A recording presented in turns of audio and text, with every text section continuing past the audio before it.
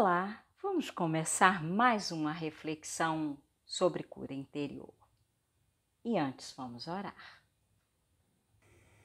Senhor, nos ajude agora a entendermos a Sua palavra viva, que penetra o mais profundo do nosso ser, transformando o nosso coração, levando-nos a crer em Ti e a termos vida no nome santo de Jesus. Amém. Se você não assistiu os vídeos anteriores sobre mecanismos de defesa, minha sugestão é que o faça para poder entender melhor o que estamos abordando. Todos os indivíduos encontram maneiras, formas de se defenderem de situações que causam angústias ou se defender de coisas com as quais não conseguem lidar, tais como sentimentos, pensamentos, desejos ou algo que aconteceu e não queremos lidar de forma consciente. Portanto, essas defesas do ego surgem no nosso inconsciente. E assim vamos reagindo e formando como que escudos na tentativa de amenizar os sofrimentos. No vídeo anterior, falamos do mecanismo de identificação e citamos exemplos de como a identificação pode ser bem-sucedida e também ineficaz. Hoje vamos falar sobre o mecanismo de compensação. Vamos ver o que é e qual o seu objetivo. Compensação é um mecanismo de defesa que tem por objetivo alcançar uma diminuição da ansiedade surgida de situações de inferioridade, real ou imaginária, e de assegurar uma posição de bem-estar ao indivíduo em relação aos demais. É um processo psíquico em que a pessoa se compensa por alguma deficiência percebida ou conscientizada, não necessariamente verdadeira, ou pela imagem desfavorável que tem de si própria, através de uma outra característica falsa que o caracterize, que ele então passa a considerar como um trunfo. Observe que a inferioridade é o fundamento desse mecanismo de defesa. E essa pode ser uma inferioridade real ou apenas imaginária. Nenhum de nós é inferior ao outro diante de Deus. No entanto, dentro da sociedade existe sim a hierarquia dos inferiores e dos superiores. Essa inferioridade real ou imaginária gera complexos que podem perdurar durante toda a vida de uma pessoa. Quando criança, uma das minhas vizinhas me chamava de patinho feio e fazia comparação com as minhas irmãs. Realmente, nesse período, eu estava mais gordinha. Foi a única vez, pois eu sempre fui muito magrela, né? Final de infância, entrando na pré-adolescência, mudanças hormonais. E eu não sabia cuidar muito bem dos meus cabelos, se bem que nunca soube.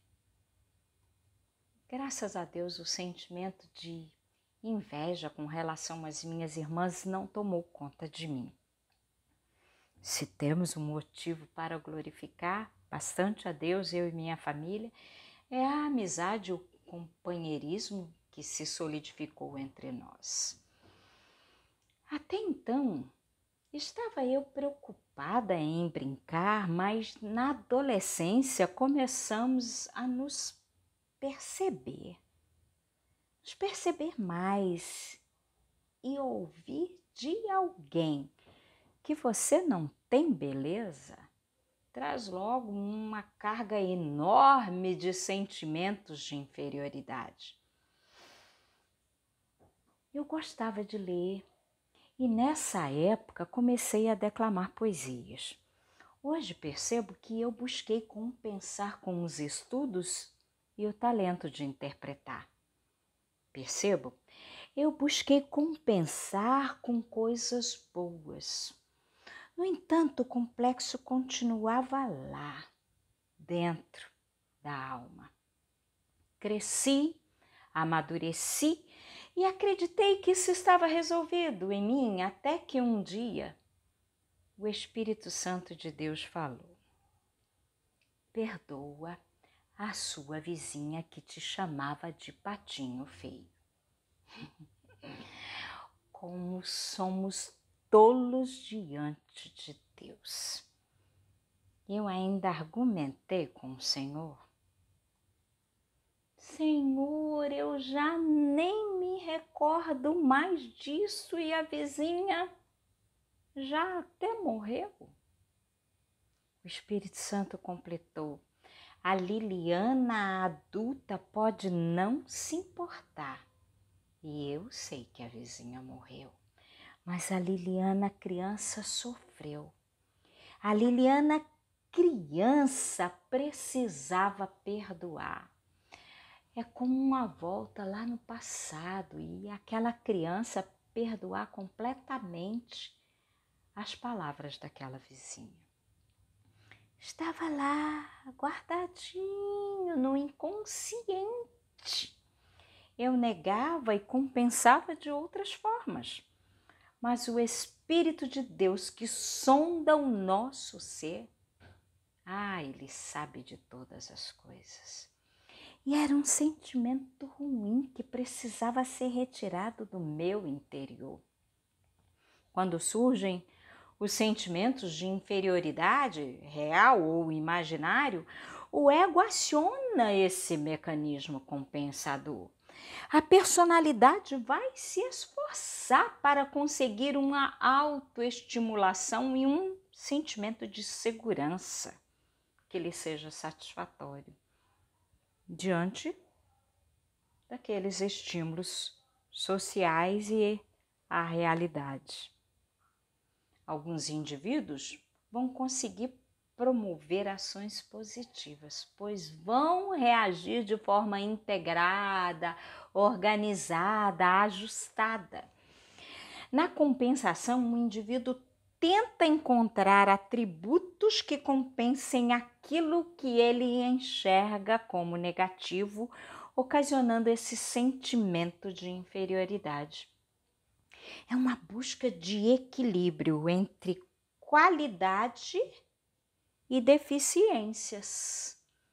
Como dissemos, isso pode ser imaginário ou aquilo que a sociedade impõe e te faz sentir desqualificado.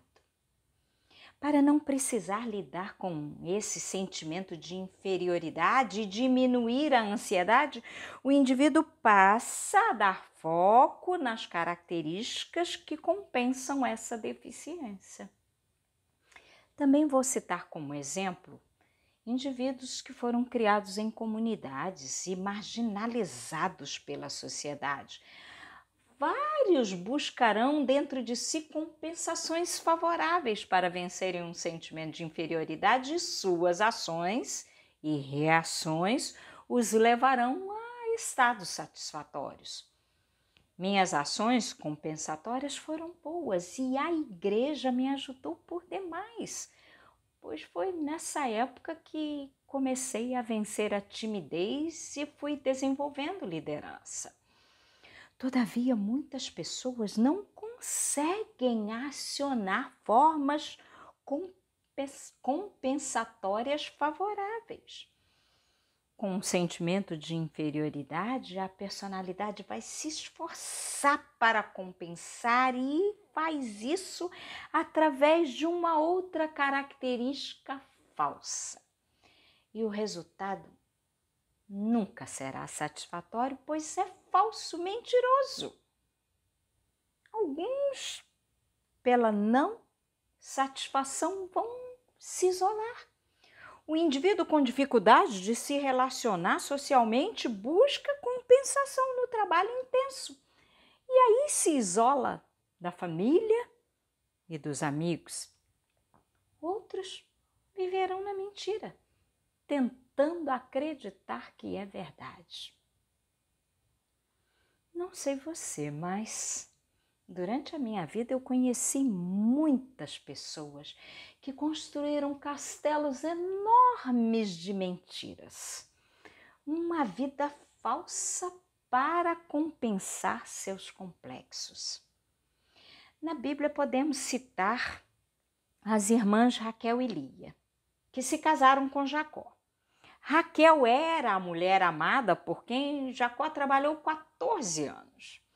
A história é conhecida e sabemos que depois de trabalhar 7 anos por Raquel, o sogro Labão o enganou e lhe deu Lia como esposa. 2 esposas irmãs. Raquel era a preferida e Lia a desprezada.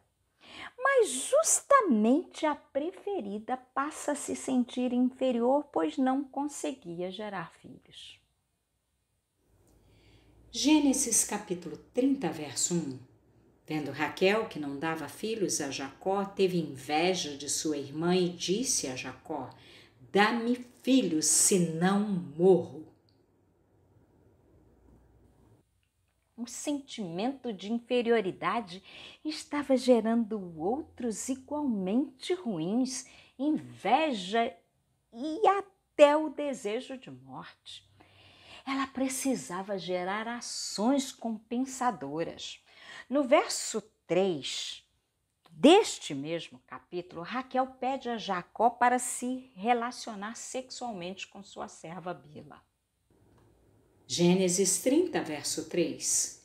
E ela disse: eis aqui minha serva Bila, coabita com ela para que dê a luz sobre meus joelhos e eu assim receba filhos por ela. Bila engravidou 2 vezes de Jacó. E Raquel e Lia continuaram suas disputas por darem filhos a Jacó. Lia gerou filhos e filha pela sua barriga e da sua serva também. E Raquel foi mãe dos filhos de Bila e mais tarde conseguiu gerar 2 filhos. E as 2 irmãs passaram suas vidas buscando compensações para aqueles sentimentos ruins que afloravam dentro delas, sentimentos de não se sentirem amadas por Jacó, competição. Dentro da cultura daquele povo, o filho da serva era também filho da sua senhora. Mas de verdade, elas sabiam que não. Era falso, uma mentira. No próximo vídeo falaremos de negação, racionalização e projeção. Vídeo já postado, tá? Assista. Vamos orar.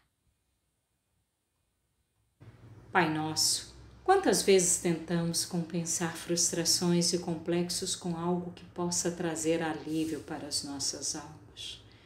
Com isso nos enganamos, vivendo aquilo que não é real. Nos ajude, Senhor, a encontrarmos contentamento em Ti e a vivermos na verdade. Retira complexos de nosso coração e nos ajude a perdoar aqueles que nos têm ofendido. No nome de Jesus. Amém. Creia, Jesus se doou na cruz e ressuscitou da morte para que tenhamos vida em seu nome. Sua morte não foi em vão.